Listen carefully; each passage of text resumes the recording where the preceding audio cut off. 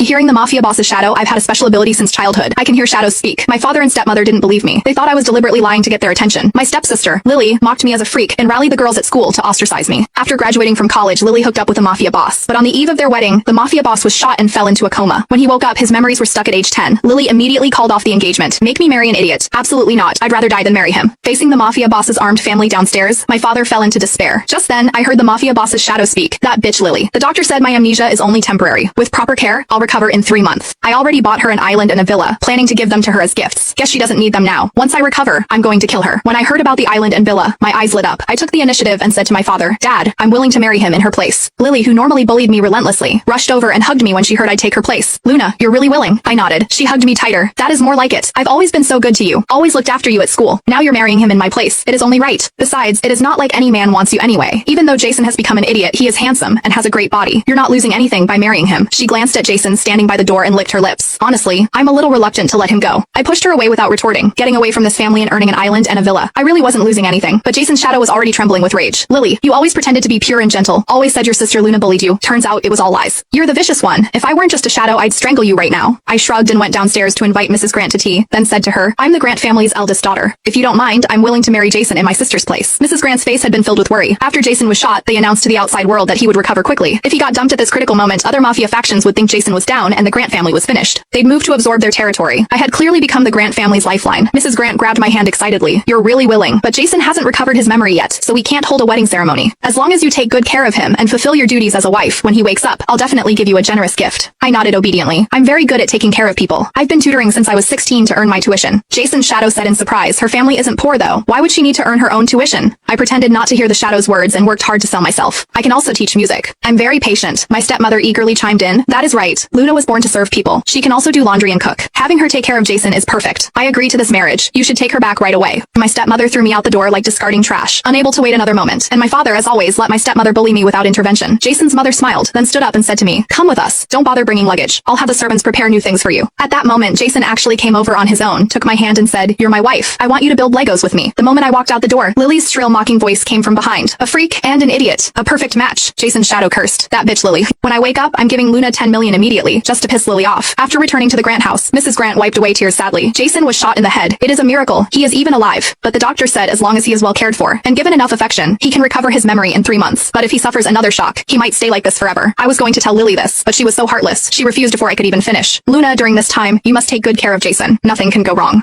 What Mrs. Grant meant was that I needed to stay by his side to help awaken his memories. At the same time, Jason's current condition couldn't be seen by outsiders. She was busy fending off attacks from competitors, so she needed someone trustworthy to stay with